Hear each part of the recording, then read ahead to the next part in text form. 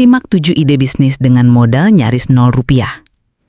Lo pernah nggak sih punya keinginan buat punya bisnis sendiri, tapi langsung mental gara-gara mikir, duit gue nggak ada, modal gue tipis, jadi ya udahlah nggak bisa mulai. Padahal bro, coba lo bayangin ya, Bill Gates mulai bisnisnya dari garasi. Mark Zuckerberg bikin Facebook pertama kali cuma dari kamar kos. Bahkan di Indonesia, banyak pengusaha sukses yang dulu awalnya modal pas-pasan, tapi akhirnya bisa bikin kerajaan bisnis. Jadi kalau sekarang lo masih bilang gue nggak punya modal, sebenarnya itu cuma alasan yang bikin lo diam di tempat. Faktanya, ada banyak bisnis yang bisa lo mulai tanpa modal gede. Bahkan ada yang benar-benar 0 rupiah. Lo cuma butuh HP, laptop, kuota internet, sama satu hal yang nggak bisa dibeli. Kemauan. Nah, di video kali ini, gue bakal bongkar ke lo 7 ide bisnis tanpa modal gede yang benar-benar realistis dan bisa lo mulai dari sekarang juga. Kalau lo serius, salah satu dari ide ini bisa jadi pintu awal buat kebebasan finansial lo. Inspirasi. Lo tau gak, menurut survei, lebih dari 60% orang di Indonesia punya mimpi jadi pengusaha. Tapi cuma 3-4% yang beneran jadi. Kenapa? Karena mayoritas orang kejebak sama satu hal, modal. Padahal bro, coba lo bayangin ya, Bill Gates mulai bisnisnya dari garasi. Mark Zuckerberg bikin Facebook pertama kali cuma dari kamar kos. Di video kali ini, gue bakal kasih lo 7 ide bisnis tanpa modal gede yang bisa lo mulai hari ini juga. Jadi, jangan skip karena mungkin salah satunya bakal jadi pintu rezeki lo. Dari yang pertama ada penulis lepas. Lo pernah nggak sih mikir kenapa di era digital sekarang, tulisan itu jadi sesuatu yang sangat bernilai? Semua perusahaan butuh tulisan. Mulai dari artikel blog, caption Instagram, skrip video YouTube, bahkan sampai email marketing. Nah, inilah peluang buat lo yang jago nulis. Lo bisa jadi penulis lepas atau freelance writer. Lo nggak perlu modal selain laptop atau HP sama kuota internet. Misalnya nih, satu artikel 1000 kata bisa dihargai 100.000 sampai 300.000 rupiah.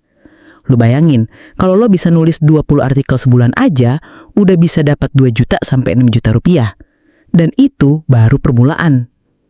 Ada penulis freelance Indonesia yang kerjanya cuma dari rumah, kliennya dari luar negeri, dan income-nya bisa nyampe 20-30 juta per bulan.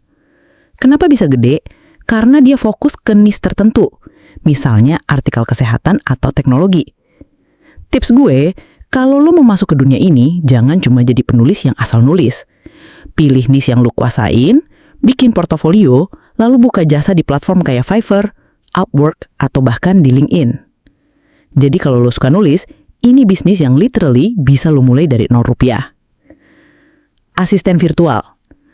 Asisten virtual itu sebenarnya kayak sekretaris online. Lo bisa bantuin orang lain atau perusahaan buat atur jadwal, balas email, ngurusin data, sampai bikin presentasi.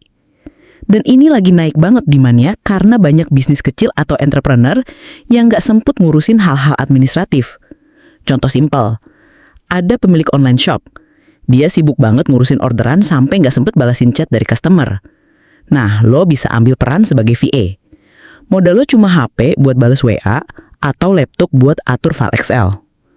Di Indonesia, rate asisten virtual bisa mulai dari 2-5 juta rupiah per bulan. Tapi kalau lo main ke pasar internasional, di Upwork banyak VA yang dibayar $5 sampai $20 per jam. Lo kerja 4 jam aja sehari, sebulan bisa nyampe 10 juta lebih. Kuncinya di sini adalah komunikasi yang bagus dan bisa multitasking.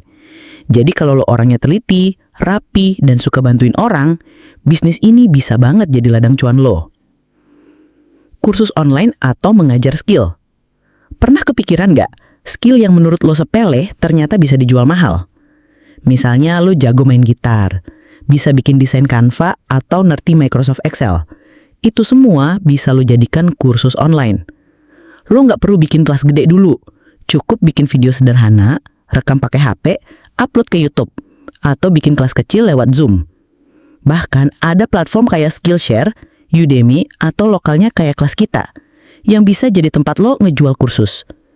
Contohnya ada orang di luar negeri, dia bikin kursus Excel sederhana, cuma ngajarin cara bikin tabel, rumus dasar, sama grafik. Muridnya ribuan, dan penghasilannya ratusan juta per bulan. Di Indonesia juga sama.